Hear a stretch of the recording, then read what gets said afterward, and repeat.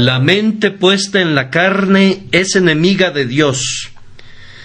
Ya que la mente puesta en la carne es enemiga de Dios, Romanos 8:7, la Biblia de las Américas. Esta es una denuncia muy solemne que el apóstol Pablo aquí formula contra la mente carnal. Él la declara enemiga de Dios. Cuando recordamos lo que el hombre fue una vez, considerado solo un poco menor que los ángeles, el compañero con el que Dios se paseaba en el huerto del Edén al aire del día, cuando pensamos que el hombre fue creado a imagen de su Hacedor, puro, sin mancha e inmaculado, no podemos menos que sentirnos amargamente afligidos al descubrir una acusación como esta, proferida en contra de nosotros como raza. Debemos colgar nuestras arpas sobre los sauces al oír la voz de Jehová, cuando habla solemnemente a su criatura rebelde: ¿Cómo caíste del cielo, hijo de la mañana? Tú eras el sello de la perfección, lleno de sabiduría y acabado en hermosura. En Edén, en el huerto de Dios estuviste. De toda piedra preciosa era tu vestidura. Los primores de tus tamboriles y flautas estuvieron preparados para ti en el día de tu creación. Tú, querubín grande, protector, yo te puse en el santo monte de Dios. Allí estuviste, en medio de las piedras de fuego te paseabas. Perfecto eras en todos tus caminos, desde el día que fuiste creado, hasta que se halló en ti maldad. A causa de la multitud de tus contrataciones, fuiste lleno de iniquidad y pecaste, por lo que yo te eché del monte de Dios y te arrojé de entre las piedras del fuego, oh querubín protector. Nos sentimos muy entristecidos cuando contemplamos las ruinas de nuestra raza, como el cartaginense que al hollar el sitio desolado de su muy amada ciudad, derramó abundantes lágrimas cuando la vio convertida en escombros por los ejércitos romanos, o como el judío que deambulaba por las desiertas calles de Jerusalén mientras lamentaba que la reja del arado hubiese desfigurado la belleza y la gloria de esa ciudad que era el gozo de la tierra entera. Así deberíamos dolernos por nosotros mismos y por nuestra raza, cuando contemplamos las ruinas de esa excelente estructura que Dios formó, esa criatura sin rival en simetría, con un intelecto solo superado por el intelecto angélico, ese poderoso ser, el hombre, cuando contemplamos cómo cayó y cayó y cayó de su elevada condición, convertido en una masa de destrucción. Hace unos cuantos años se podía ver una estrella que resplandecía con brillantez inusitada, pero súbitamente desapareció. Se ha llegado a conjeturar que se trataba de un mundo que ardía a miles de millones de kilómetros de nosotros, pero aún así los rayos de esa conflagración llegaron hasta nosotros. El silencioso mensajero de luz dio la alarma a los remotos habitantes de este globo. ¡Un mundo arde! Pero ¿qué importancia tiene la conflagración de un planeta distante? ¿Qué es la destrucción del elemento material del orbe más gigantesco comparada con esta caída de la humanidad, con este naufragio de todo lo que es santo y sagrado en nosotros? Para nosotros, en verdad, las cosas son difícilmente comparables, pues estamos profundamente interesados en una destrucción, mas no en la otra. La caída de Adán es nuestra caída.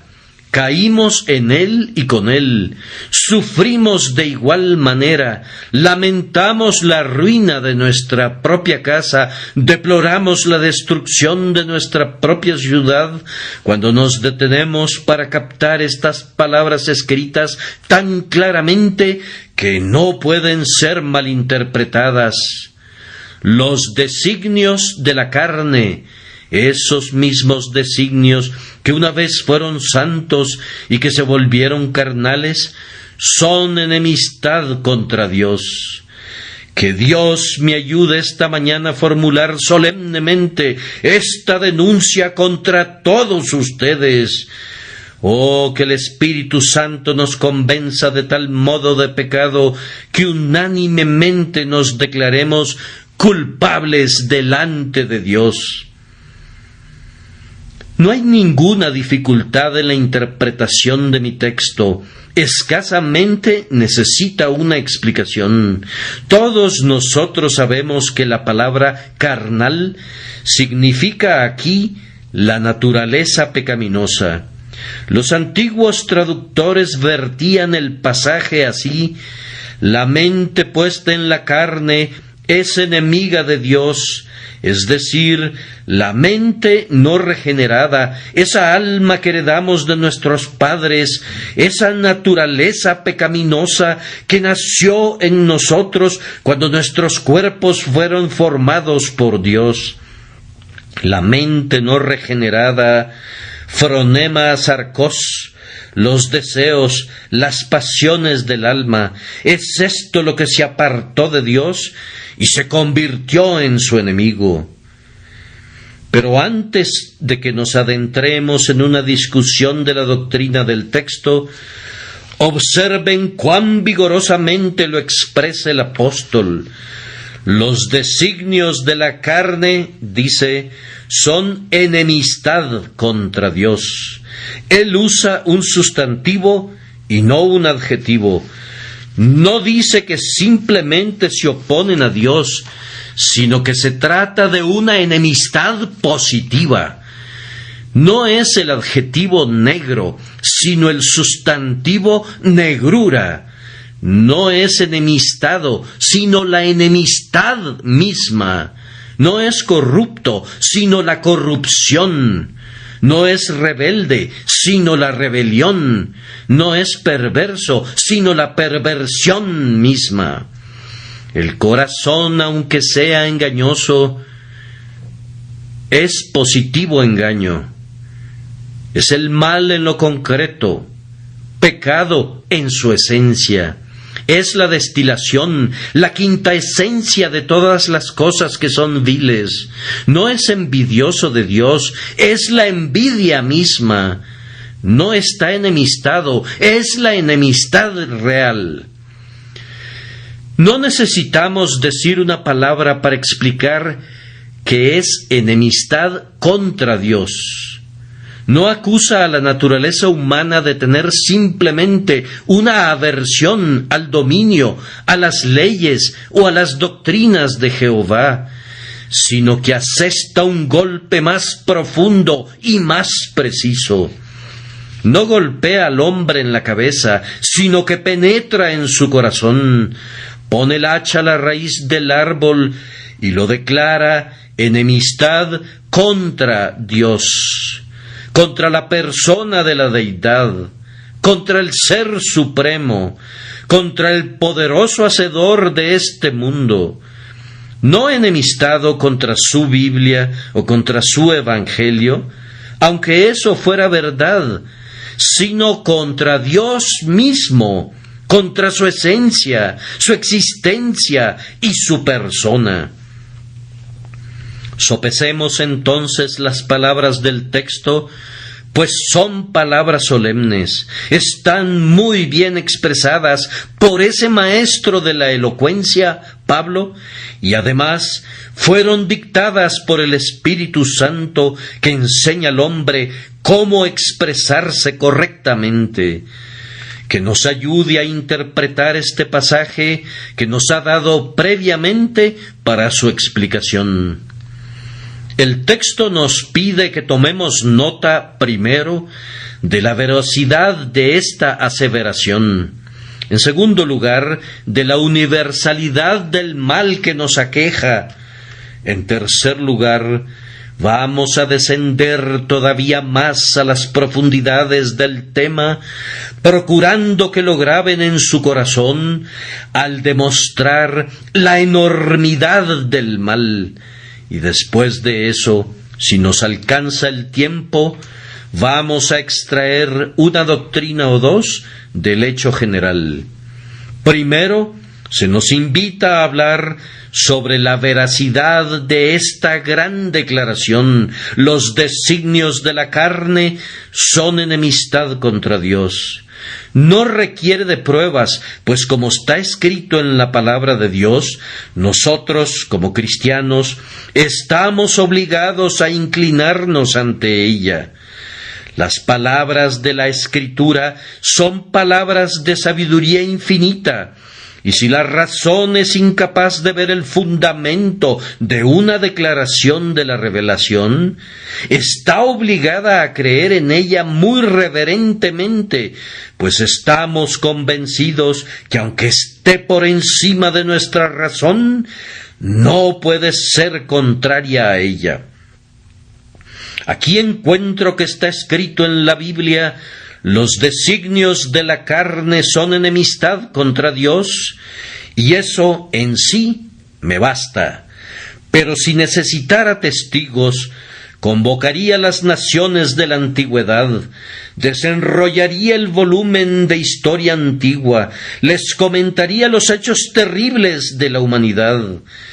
Quizás conmoviera sus almas hasta el aborrecimiento si les hablara de la crueldad de esta raza para consigo misma, si les mostrara cómo convirtió a este mundo en acéldama por sus guerras y lo ha inundado con sangre por sus luchas y asesinatos, si les enumerara la negra lista de vicios en que han caído naciones enteras, o les presentara los caracteres de algunos de los más eminentes filósofos, me daría vergüenza hablar de ellos, y ustedes se negarían a escuchar. Sí, sería imposible que ustedes, como refinados habitantes de un país civilizado, soportaran la mención de los crímenes que fueron cometidos por esos mismos hombres que hoy en día son ensalzados como modelos de perfección. Me temo que si se escribiese toda la verdad, abandonaríamos la lectura de las vidas de los más poderosos héroes y de los sabios más orgullosos de la tierra, y diríamos de inmediato de todos ellos: todos se desviaron, a una se hicieron inútiles, no hay quien haga lo bueno, no hay ni siquiera uno.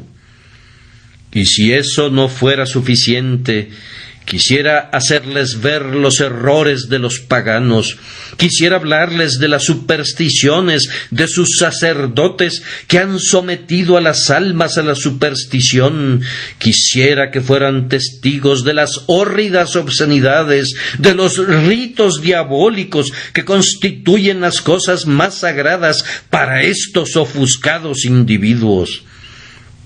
Entonces, después que hubieran oído lo que constituye la religión natural del hombre, les pediría que me explicaran cuál sería su irreligión. Si esta es su devoción, ¿cuál sería su impiedad? Si este es su ardiente amor por la deidad, ¿cuál sería su odio a la misma? Estoy seguro que ustedes de inmediato confesarían, si supieran lo que es la naturaleza humana, que la denuncia está sustentada y que el mundo debe exclamar sin reservas, verazmente culpable. Puedo encontrar un argumento adicional en el hecho de que las mejores personas han sido siempre las más dispuestas a confesar su depravación. Los hombres más santos, los que están más libres de impureza, siempre han sentido más intensamente su depravación. El que tiene sus vestidos más blancos percibirá mejor las manchas que les caigan. El que posee la corona más reluciente sabrá cuándo ha perdido una piedra preciosa. El que da más luz al mundo siempre será capaz de descubrir su propia oscuridad. Los ángeles del cielo velan sus rostros, y los ángeles de Dios en la tierra, su pueblo escogido, siempre deben velar sus rostros con la humildad cuando se acuerdan de lo que fueron. Escuchen a David. Él no era de esos que se jactaran de una naturaleza santa y de una disposición pura. Él dice: «He aquí, en maldad he sido formado, y en pecado me concibió mi madre». Muchos de esos santos hombres escribieron aquí, en este volumen inspirado, y los encontrarán a todos confesando que no eran limpios, no, ni aun uno. Y uno de ellos exclamó: «Miserable de mí, ¿quién me librará de este cuerpo de muerte?». Y además, voy a citar a otro testigo que dé testimonio de la veracidad de este hecho, y que decidirá la pregunta. Será su propia conciencia. Conciencia, te voy a poner en el asiento de los testigos para interrogarte esta mañana. Conciencia, dinos la verdad. No te drogues con el opio de la seguridad en ti misma. Testifica la verdad. ¿Nunca oíste decir al corazón: quisiera que no existiera Dios? ¿Acaso todos los hombres no han deseado algunas veces que nuestra religión no fuera verdadera? Aunque no han podido librar enteramente sus almas de la idea de la deidad, ¿acaso no han deseado que no existiera Dios? ¿No han acariciado el deseo que todas estas realidades divinas resultaran ser un engaño, una farsa y una impostura? Sí, responde cada individuo, eso se me ha ocurrido algunas veces. He deseado poder entregarme a la necedad. He deseado que no hubiesen leyes que no me restringieran. He deseado, como el insensato, que no hubiera Dios. Ese pasaje de los Salmos que dice el necio en su corazón: no hay Dios, está mal traducido. La traducción correcta debería ser: dice el necio en su corazón, no acepto a Dios. El necio no dice en su corazón, no hay Dios, pues él sabe que hay un Dios, sino que más bien dice, no acepto a Dios, no necesito ningún Dios, quisiera que no existiera ninguno. ¿Y quién de nosotros no ha sido tan insensato que no haya llegado a desear que no hubiera Dios? Ahora, conciencia, responde otra pregunta. ¿Tú has confesado que algunas veces has deseado que no existiera Dios? Entonces, supón que un hombre deseara la muerte de otro. ¿Acaso no demostraría eso que lo odiaba? Sí, lo demostraría. Y así, amigos míos, el deseo de que no exista Dios demuestra que tenemos aversión a Dios. Cuando deseo la muerte de otro y que se pudre en su tumba, cuando deseo que fuera un non est, un ser inexistente, debo odiar a ese hombre. De otra forma, no desearía que fuera un ente extinto. Así que ese deseo, y no creo que haya existido alguien en el mundo que no lo hubiera sentido, demuestra que los designios de la carne son enemistad contra Dios. Pero, conciencia, tengo otra pregunta. ¿Acaso no ha deseado alguna vez tu corazón, puesto que hay un Dios, que Él fuera un poco menos santo, un poco menos puro, de tal manera que esas cosas que ahora son graves crímenes pudiesen ser consideradas ofensas veniales, simples pecadillos? ¿Acaso no ha dicho nunca tu corazón: quisiera que estos pecados no fueran prohibidos, quisiera que Él fuera misericordioso para que los pasara por alto sin que requiriera una expiación?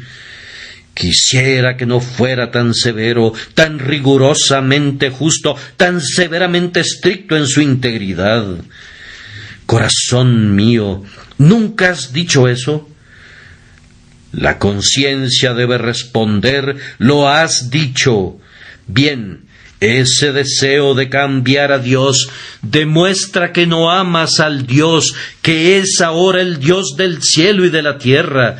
Y aunque hables de religión natural y te jactes de reverenciar al Dios de los verdes campos, de los fértiles prados, de las aguas abundantes, del retumbar del trueno, del cielo azul, de la noche estrellada y del grandioso universo, aunque tú amas el bello ideal poético de la deidad, no se trata del Dios de la Escritura, pues tú has deseado cambiar su naturaleza y en eso has demostrado que estás enemistado con Él. Pero, conciencia, ¿por qué debo andarme con rodeos?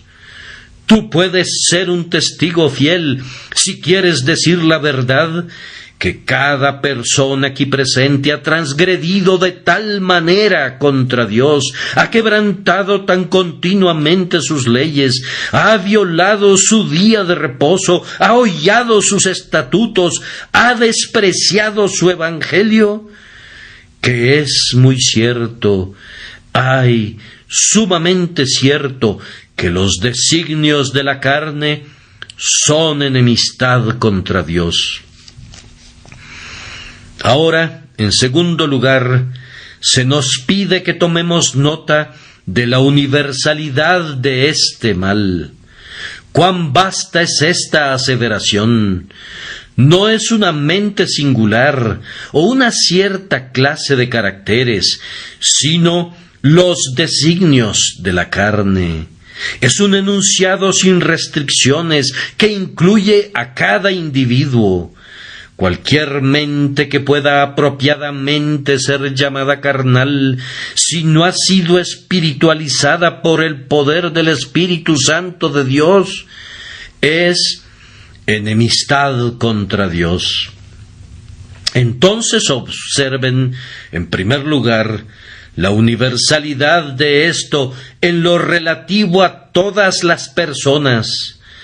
Toda mente carnal en el mundo está enemistada con Dios. Esto no excluye ni siquiera los bebés que se alimentan del pecho de la madre. Nosotros los llamamos inocentes, y en realidad son inocentes de transgresiones reales. Pero como dice el poeta, en el pecho más tierno yace una piedra. En la mente carnal de un bebé hay enemistad contra Dios. No está desarrollada, pero está allí. Algunos afirman que los niños aprenden a pecar por imitación. Pero no, llévense a un niño, pónganlo bajo las influencias más piadosas, asegúrense que el propio aire que respire sea purificado por la piedad, que beba sorbos de santidad, que sólo escuche la voz de la oración y de la alabanza, que sus oídos se mantengan afinados por las notas del himno sagrado. Y a pesar de todo ello, ese niño puede convertirse todavía en uno de los más depravados transgresores, y aunque en apariencia esté encaminado en la propia senda al cielo, descenderá directamente al abismo si no es dirigido por la gracia divina. Oh, cuán cierto es que algunos que han contado con los mejores padres se han convertido en los peores hijos, que muchos que han sido entrenados bajo los más santos auspicios, en medio de las más favorables escenas de la piedad, se han convertido, sin embargo, en libertinos y disolutos. Así que no es por imitación, sino que es por naturaleza que el niño es malo. Concédanme que el niño es carnal, pues mi texto dice: los designios de la carne son enemistad contra Dios. He oído que el cocodrilo recién nacido, cuando sale de su cascarón, en un instante comienza a ponerse en una postura de ataque, abriendo sus fauces como si hubiese sido enseñado o entrenado. Sabemos que los jóvenes leones, cuando son domados y domesticados, conservan la naturaleza salvaje de sus congéneres de la selva, y si se les dejara en libertad, cazarían tan fieramente como los otros. Lo mismo sucede con el niño.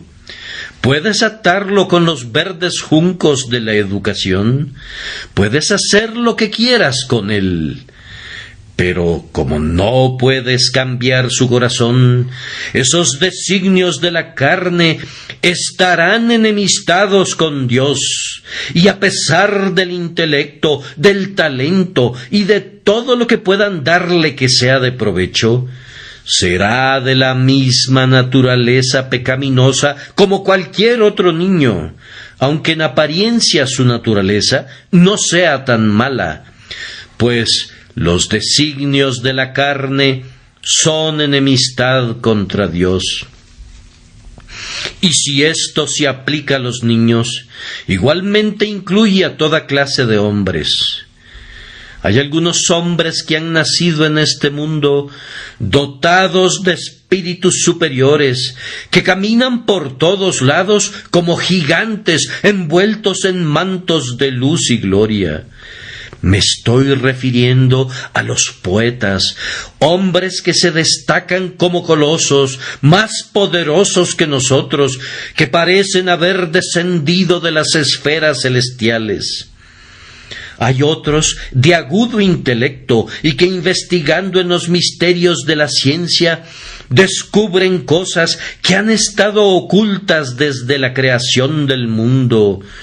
Hombres de tenaz investigación y de vasta erudición, y sin embargo, de cada uno de estos poetas, filósofos, metafísicos y grandes descubridores, se dirá: los designios de la carne son enemistad contra Dios. Podrás entrenarle, convertir su intelecto en algo casi angélico, fortalecer su alma hasta que entienda lo que constituyen enigmas para nosotros y los descifre con sus dedos en un instante. Podrás hacerlo tan poderoso que pueda entender los férreos secretos de los montes eternos y pulverizarlos con su puño. Podrás darle un ojo tan perspicaz que pueda penetrar los misterios de las rocas y de las montañas. Podrás agregarle un alma tan potente que pueda matar a la gigantesca esfinge, que por muchas edades confundió a los sabios más notables. Pero cuando hayas hecho todo esto, su mente será depravada y su corazón carnal todavía estará en oposición a Dios. Sí, es más, puedes llevarlo a la casa de oración, puedes exponerlo constantemente a la predicación más clara del mundo, donde oirá las doctrinas de la gracia en toda su pureza y predicación acompañada de santa unción. Pero si esa santa unción no descansa en él, todo habría sido en vano. Puede ser que asista con toda regularidad, pero al igual que la piadosa puerta de la capilla que gira hacia adentro y hacia afuera, él seguirá siendo igual. Podría tener una religión superficial externa, pero su mente carnal estará enemistada con Dios.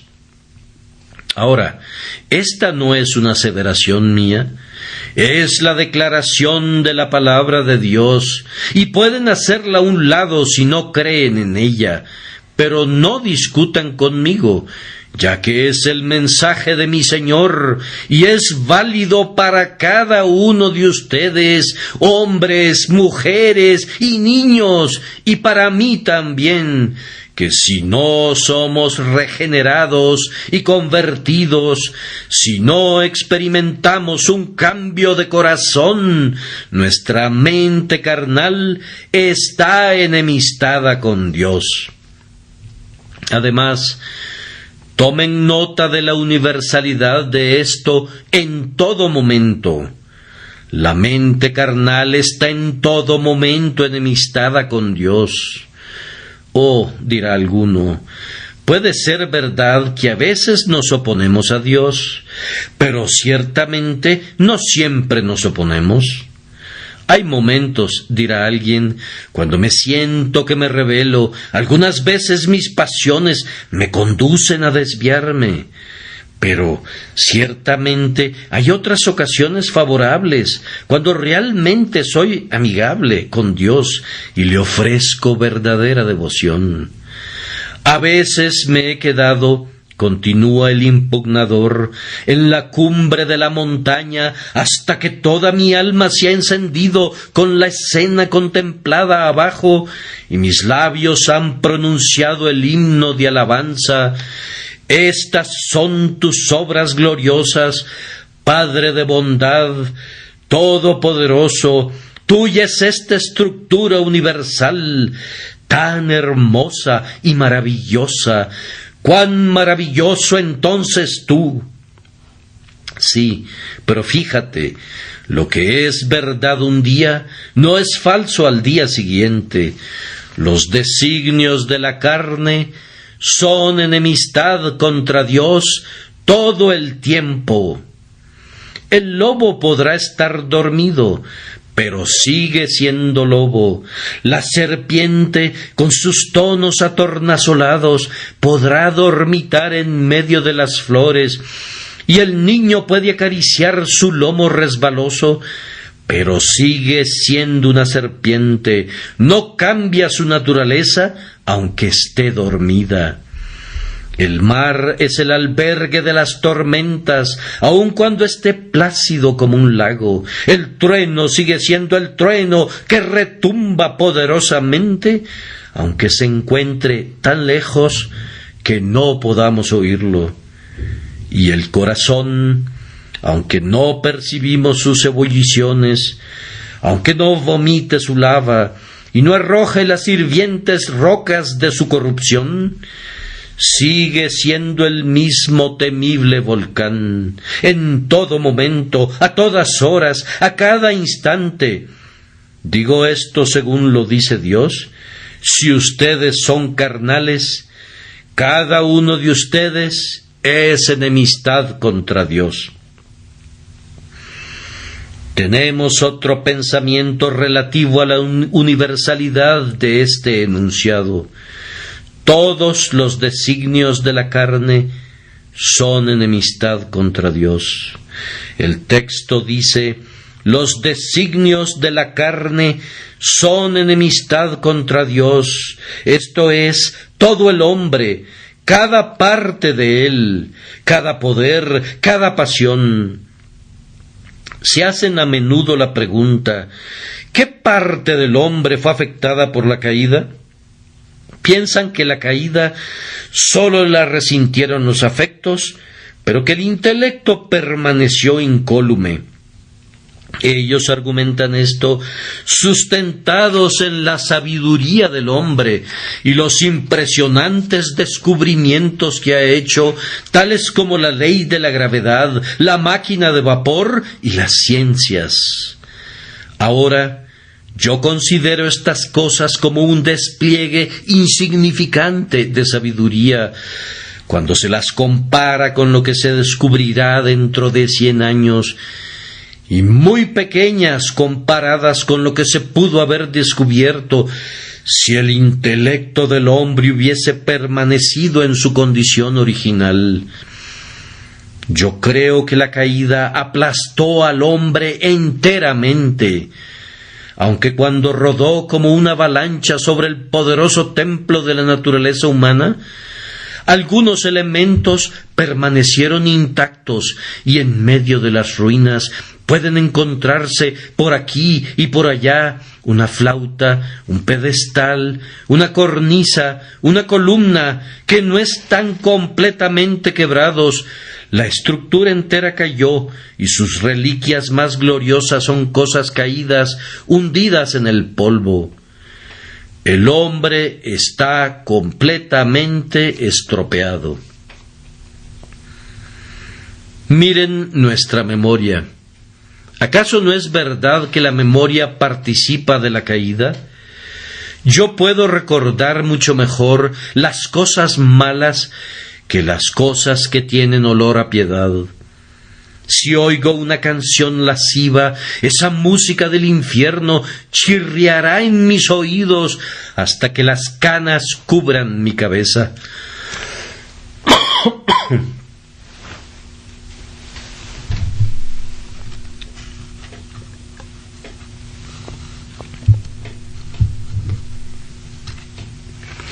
Pero si oigo una nota de santa alabanza, ¡ay!, se me olvida, porque la memoria aprieta con una mano de hierro las cosas malas, pero sostiene con dedos débiles las cosas buenas. La memoria permite que los maderos gloriosos de los bosques del Líbano floten sobre la corriente del olvido, pero retiene la inmundicia que le llega flotando de la depravada ciudad de Sodoma. La memoria recordará lo malo, pero olvidará lo bueno. La memoria participa de la caída. Lo mismo ocurre con los afectos. Amamos lo terrenal más de lo que deberíamos amarlo. Rápidamente entregamos nuestro corazón a una criatura, pero raras veces lo ofrecemos a nuestro Creador. Y cuando el corazón es entregado a Jesús, es propenso a descarriarse. Miren a nuestra imaginación también. Oh, cómo se deleita la imaginación cuando el cuerpo se encuentra en una condición perniciosa. Solo denle al hombre algo que lo lleve al punto de la intoxicación. Dróguenlo con opio, y cómo bailará su imaginación llena de gozo. Como pájaro liberado de su jaula, cómo se remontará con alas más vigorosas que las alas del águila. Ve cosas que ni siquiera habría soñado en las sombras de la noche. ¿Por qué razón su imaginación no trabajó cuando su cuerpo se encontraba en un estado normal, cuando era saludable? Simplemente porque la imaginación es depravada, y mientras no se había introducido un elemento inmundo, mientras el cuerpo no había comenzado a estremecerse con un tipo de intoxicación, la fantasía no pensaba en celebrar su carnaval. Tenemos algunos espléndidos muestrarios de lo que el hombre puede escribir cuando se ha encontrado bajo la maldita influencia del aguardiente. Debido a que la mente es tan depravada, le encanta todo aquello que pone al cuerpo en una condición anormal.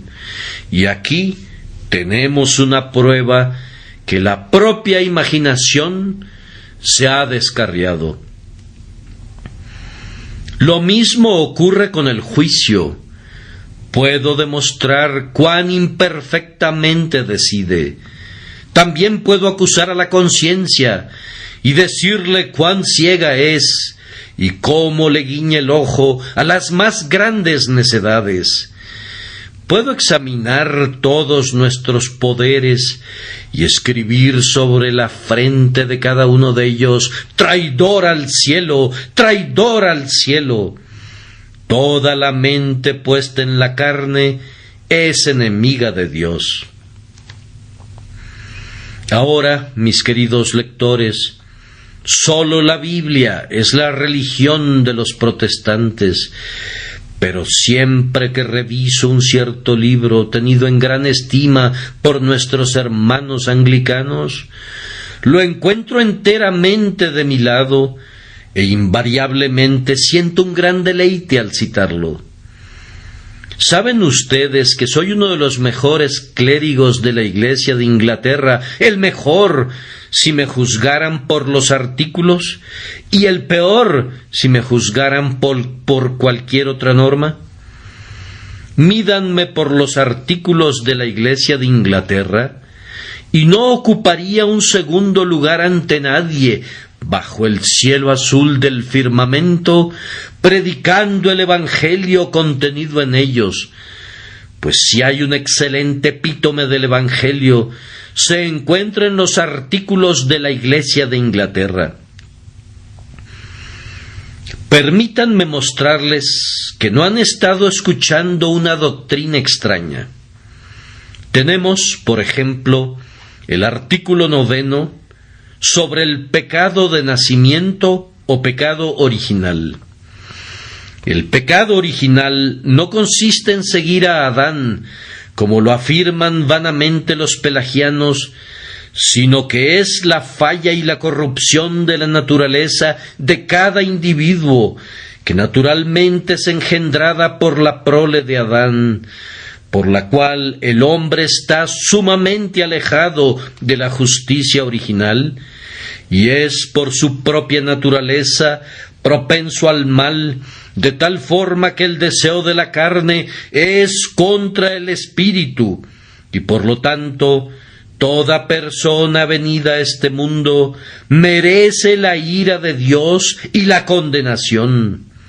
Y esta infección de la naturaleza efectivamente permanece, sí, en los que son regenerados, por lo cual la concupiscencia de la carne, llamada en el griego phronema sarkos, que algunos exponen como la sabiduría, la sensualidad, el afecto, el deseo de la carne, no está sujeta a la ley de Dios. Y aunque no hay condenación para los que creen y son bautizados, sin embargo el apóstol confiesa que la concupiscencia y la lascivia tienen en sí la naturaleza del pecado. No necesito nada más. ¿Acaso alguien que crea en el libro de oración disentirá de la doctrina que la mente puesta en la carne es enemiga de Dios? He dicho que iba a procurar, en tercer lugar, mostrar la gran enormidad de esta culpa. Me temo, hermanos míos, que a menudo cuando consideramos nuestro estado, no pensamos tanto en la culpa como en la miseria. Algunas veces he leído sermones sobre la inclinación del pecador al mal, en los que esto se ha demostrado con mucho poder, y ciertamente el orgullo de la naturaleza humana ha sido muy humillado y abatido.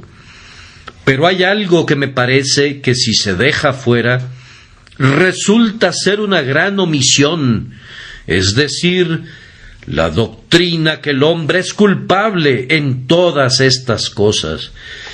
Si su corazón está contra Dios, debemos decirle que es su pecado, y si no puede arrepentirse, debemos mostrarle que el pecado es la única causa de su incapacidad para hacerlo.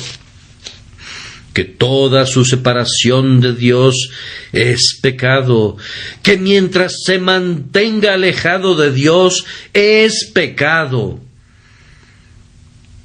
Me temo que muchos de los aquí presentes debemos reconocer que no acusamos de ese pecado a nuestras propias conciencias.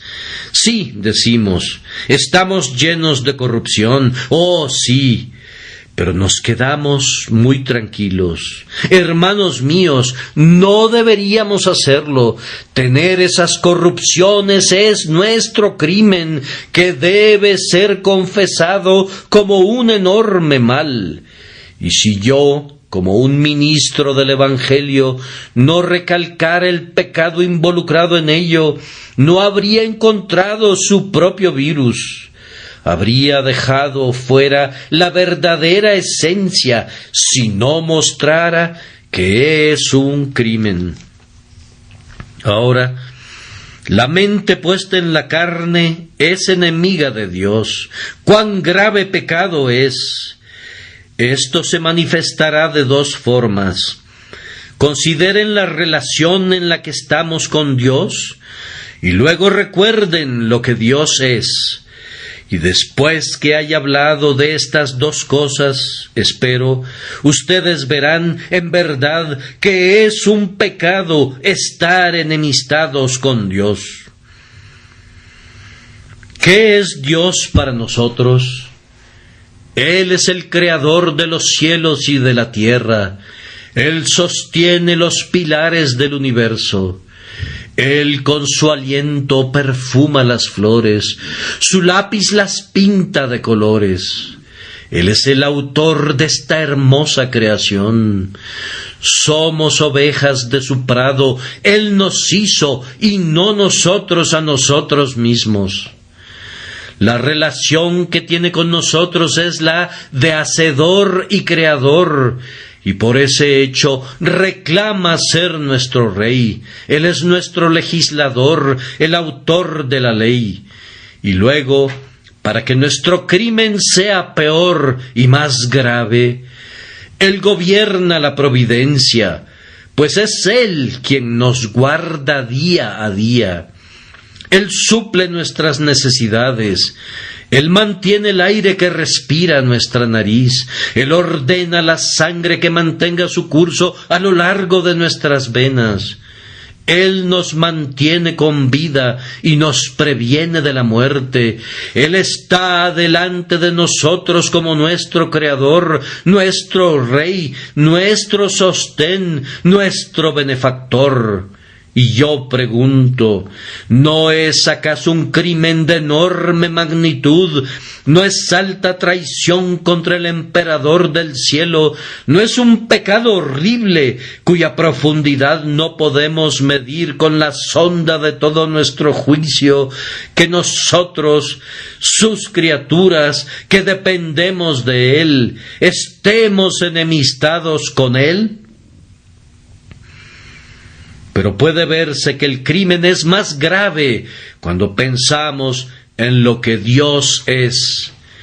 Permítanme apelar personalmente hasta ustedes en un estilo de interrogatorio, pues esto tiene mucho peso.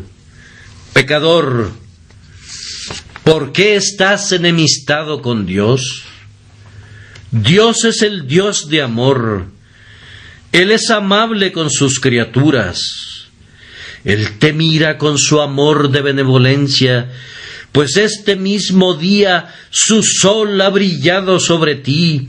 Hoy has tenido alimento y vestido, y has llegado a esta capilla con salud y vigor. ¿Odias a Dios porque te ama? ¿Es esa la razón? Consideren cuántas misericordias han recibido de sus manos a lo largo de su vida. No nacieron con un cuerpo deforme, han tenido una medida tolerable de salud. Te has recuperado muchas veces de la enfermedad. Cuando estabas al borde de la muerte, Su brazo ha detenido tu alma del último paso de destrucción.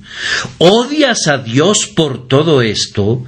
¿Le odias porque salvó tu vida por su tierna misericordia? Contempla toda su bondad que ha desplegado delante de ti. Podría haberte enviado al infierno, pero estás aquí. Ahora, ¿odias a Dios por haberte conservado? ¿O por qué razón estás enemistado con Él? Amigo mío, ¿acaso no sabes que Dios envió a su Hijo procedente de su pecho y lo colgó en el madero y allí permitió que muriera por los pecadores, el justo por los injustos? ¿Y odias a Dios por ello? Oh pecador, ¿acaso es esta la causa de tu enemistad? ¿Estás tan alejado que agradeces con enemistad el amor? Y cuando te ha rodeado de favores, cuando te ha ceñido con bendiciones, cuando te ha colmado de misericordias, ¿acaso le odias por eso? Él te podría decir lo mismo que dijo Jesús a los judíos: muchas buenas obras os he mostrado de mi Padre, ¿por cuál de ellas me apedreáis? ¿Por cuáles de estas obras odian a Dios? Si algún benefactor terrenal te hubiese alimentado, ¿le odiarías? Si te hubiera vestido, ¿le ultrajarías en su cara? Si te hubiese dado talentos, ¿volverías esos poderes en su contra? ¡Oh, habla! ¿Forjarías el hierro de una daga y la clavarías en el corazón de tu mejor amigo? ¿Odias a tu madre que te crió en sus rodillas? ¿Acaso maldices a tu padre que sabiamente veló por ti? No, respondes, sentimos una pequeña gratitud por nuestros parientes terrenales. ¿Dónde están sus corazones entonces? ¿Dónde están sus corazones que todavía pueden despreciar a Dios y estar enemistados con Él? Oh crimen diabólico, oh atrocidad satánica, oh iniquidad indescriptible, odiar a quien es todo amable, aborrecer al que muestra misericordia constante, desdeñar al que bendice eternamente, escarnecer al bueno, al lleno de gracia, por sobre todo odiar al Dios que envió a su Hijo para que muriera por el hombre. En ese pensamiento, la mente puesta en la carne es enemiga de Dios. Hay algo que nos sacude, pues es un terrible pecado estar enemistados con Dios. Quisiera poder hablar con mayor poder, pero únicamente mi Señor puede hacerles ver el enorme mal de este hórrido estado del corazón.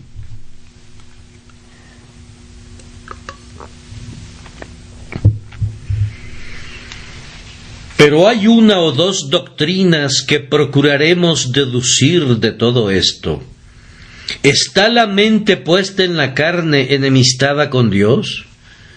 Entonces, la salvación no puede ser por méritos, tiene que ser por gracia. Si estamos enemistados con Dios, ¿qué méritos podríamos tener? ¿Cómo podemos merecer algo del ser que odiamos?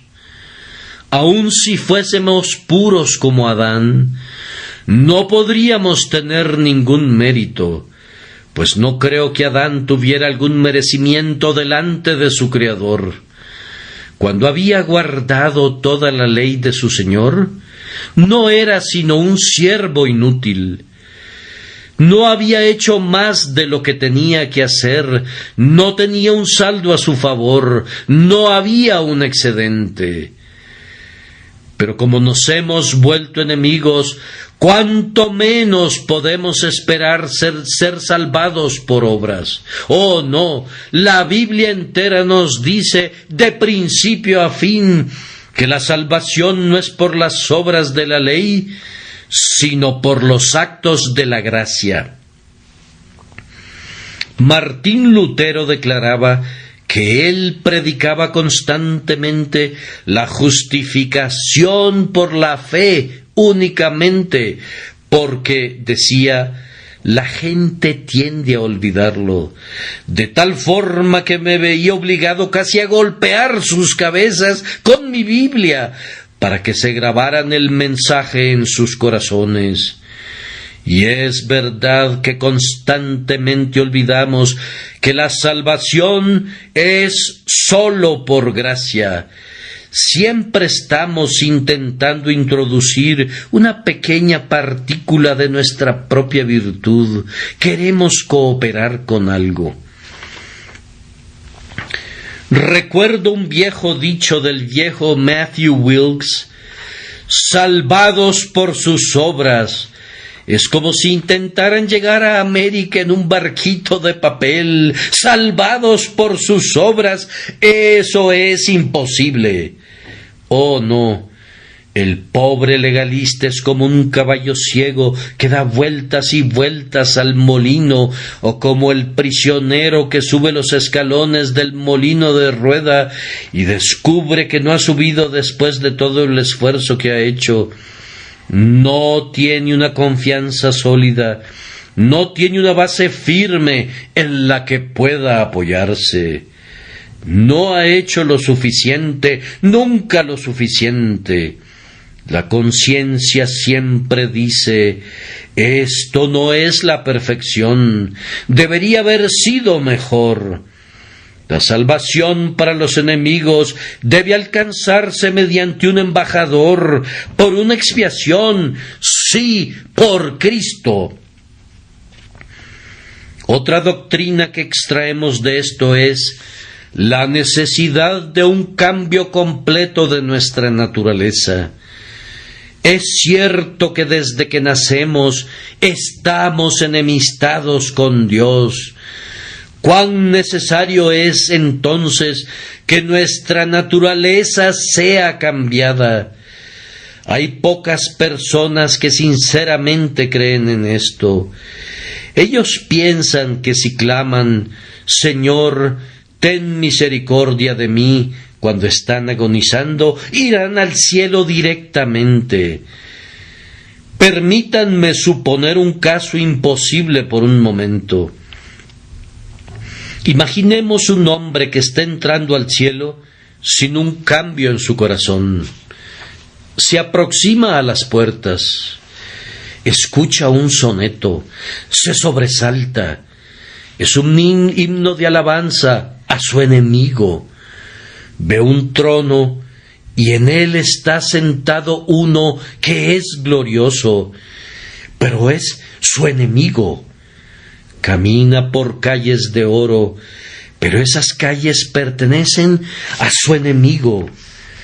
Ve huestes de ángeles, pero estas huestes son los siervos de su enemigo. Él se encuentra en la casa de un enemigo, pues él está enemistado con Dios. No puede unirse a los cantos, pues desconoce la melodía. Se quedaría allí parado, silente, inmóvil, hasta que Cristo dijera con una voz potente, más potente que 10,000 truenos: ¿qué haces tú aquí? ¿Enemigos en el banquete de bodas? ¿Enemigos en la casa de los hijos? ¿Enemigos en el cielo? Vete de aquí, apártate, maldito, al fuego eterno del infierno. Oh, señores, si los no regenerados pudiesen entrar al cielo, Traigo a la memoria una vez más el tan repetido dicho de Whitefield: sería tan infeliz en el cielo que le pediría a Dios que le permitiese precipitarse en el infierno para buscar cobijo allá.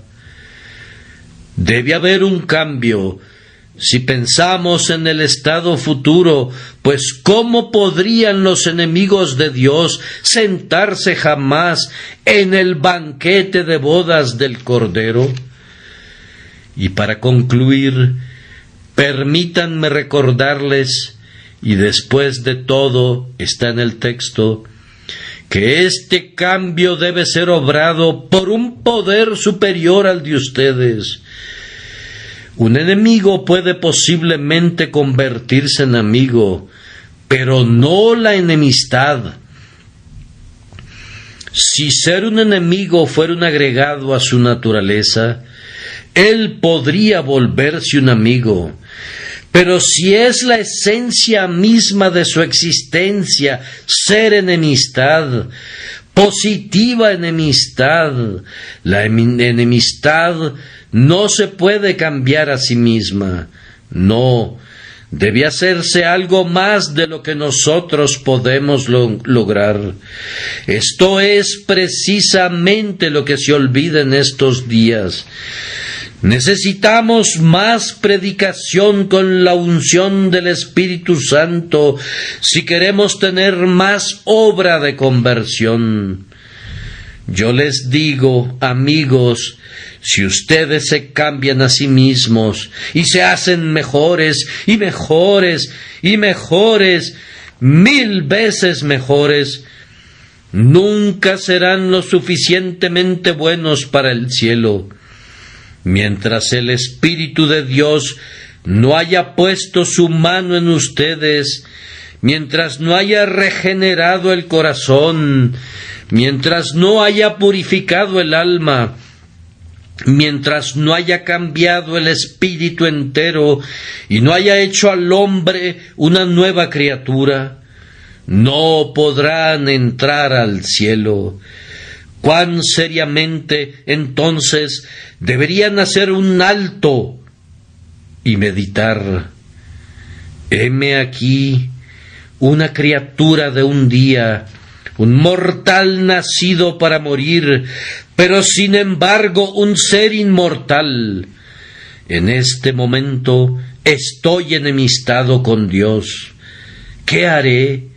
¿Acaso no es mi deber, así como mi felicidad, preguntar si hay una manera de ser reconciliado con Dios? Oh agotados esclavos del pecado, ¿acaso no son sus caminos sendas de insensatez?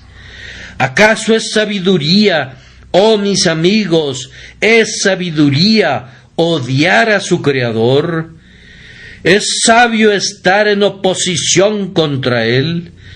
¿Es prudente despreciar las riquezas de su gracia? Si es sabiduría, es la sabiduría del infierno. Si es sabiduría, es una sabiduría que es insensatez para con Dios. Oh, que Dios nos conceda que se puedan volver a Jesús con pleno propósito de corazón. Él es el embajador, Él es el único que puede establecer la paz por medio de su sangre. Y aunque vinieron aquí como enemigos, es posible que atraviesen esa puerta como amigos, si no hacen sino mirar a Cristo, la serpiente de bronce que fue alzada. Y ahora puede ser que algunos de ustedes hayan sido convencidos de pecado por el Espíritu Santo. Yo ahora les voy a proclamar el camino de salvación. Y como Moisés levantó la serpiente en el desierto, así es necesario que el Hijo del Hombre sea levantado, para que todo aquel que en él cree no se pierda, mas tenga vida eterna. Contempla, oh temeroso penitente, el instrumento de tu liberación. Vuelve tus ojos llenos de lágrimas a aquel monte del Calvario. Mira la víctima de la justicia, el sacrificio de expiación por tu transgresión. Mira al Salvador en sus agonías, comprando tu alma con torrentes de su sangre y soportando tu castigo en medio de las agonías más intensas. Él murió por ti si confiesas tus culpas ahora. Oh, ven tú, hombre condenado, autocondenado, y vuelve tus ojos a este camino, pues una mirada salvará. Pecador, tú has sido mordido, mira, no necesitas ninguna otra cosa, sino mirar, es simplemente mirar. Basta que mires a Jesús y serás salvo. Oyes la voz del Redentor, mirad a mí y sed salvos. Miren, miren, miren, oh almas culpables. Confía en Él, confía plenamente. No permitas que otra confianza se entrometa. Nadie sino Jesús puede hacer bien al pecador desvalido. Que mi bendito Señor les ayude a venir a Él y los atraiga a su Hijo, por Jesucristo nuestro Señor. Amén y amén.